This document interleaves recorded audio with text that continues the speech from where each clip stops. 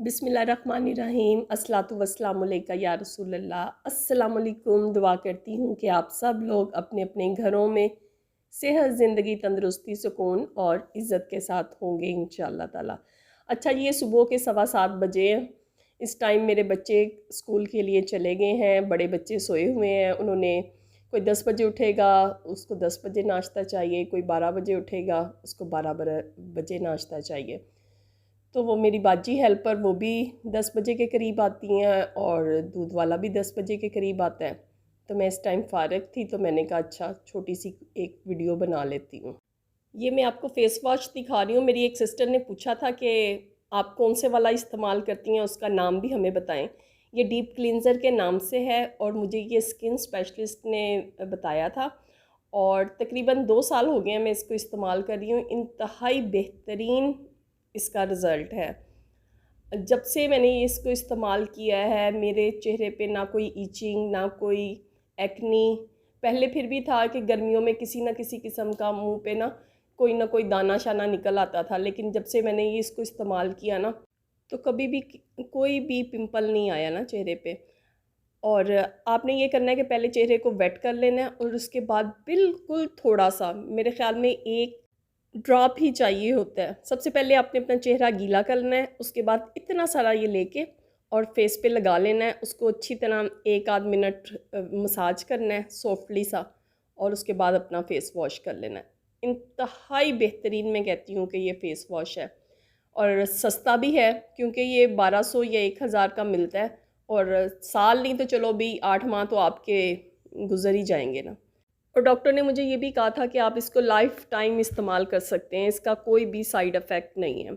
सुबह भी कर लें, फेस धो लें और शाम में भी धो लें।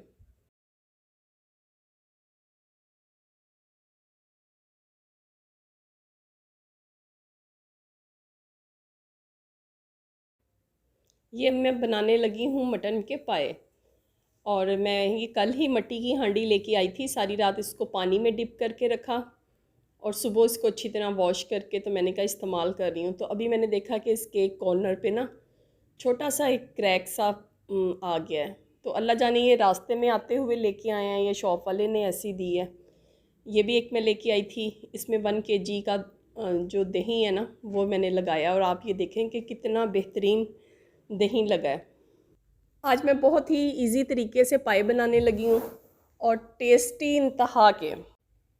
हम लोग वो कहते हैं ना कि अब सालन में वो जायका नहीं होता, इतने पैकेट डालते हैं, इतने टमाटर डालते हैं, सब कुछ डालते हैं, इतने मसाले डालते हैं, लेकिन सालन में वो जायका नहीं होता, वो टेस्ट नहीं होता।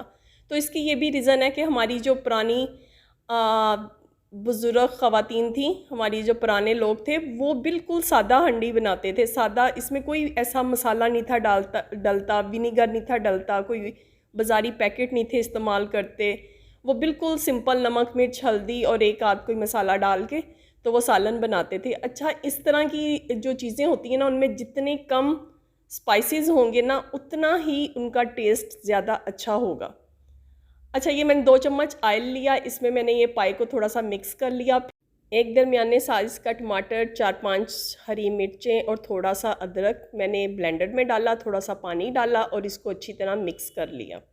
फिर एक दरमियाने साइज़ का प्याज, उसको मोटा मोटा काट लिया और लहसुन जो है वो उसके जवे, उसको पीसना नहीं है, उसके जवे ये इसमें डाल लिए। फिर नमक, मिर्च, हल्दी, सूखा धनिया और ज़ीरा, बस ये 4 मसाले इसके अंदर डलने हैं, ये डालिए। और इसके बाद जो मैंने ग्राइंड किया हुआ था मटेरियल, टमाटर, हरी मिर्च और अदरक वाला, वो मैंने इसके अंदर शामिल कर लिया। ठीक है, सबसे पहले ऑयल में पाए डालने हैं, फिर लहसुन और प्याज डाल देना है और फिर टमाटर, हरी मिर्च और अदरक, इसका मटेरियल डाल के और इसको 1 आध मिनट के लिए फ्राई कर लेना है।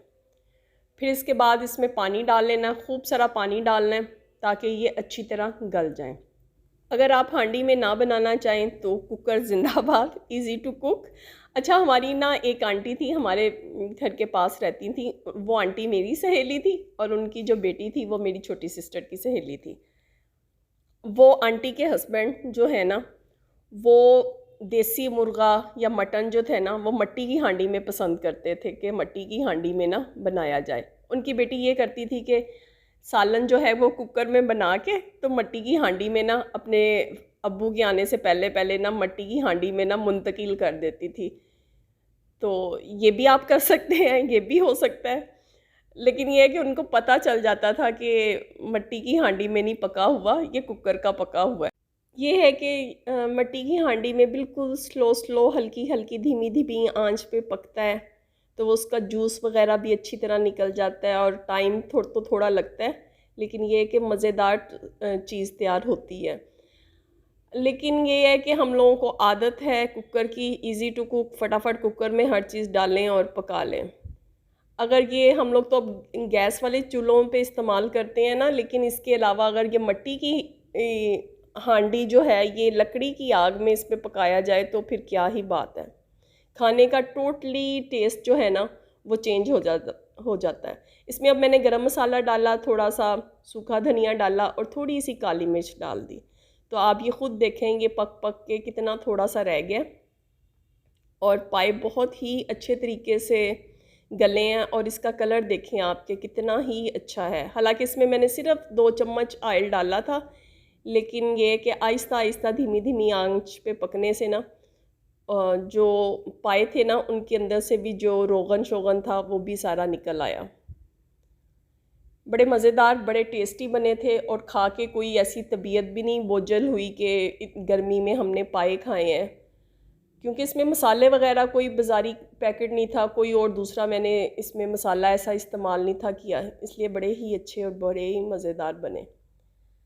आप लोग भी ज़रूर इसको ट्राई कीजिएगा।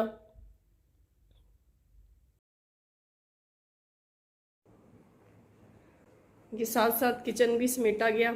अच्छा, ये मैं मिट्टी की प्याली जो है ये भी लेके आई थी वहाँ से ना, इसमें मैं पानी वगैरह भी पी लेती हूँ। ये किसी किस्म का इसमें ना चाय का या किसी किस्म का ना कोई ड्रॉप लग गया, तो वॉश भी किया, लेकिन ये है कि साफ़ नहीं हो रहा।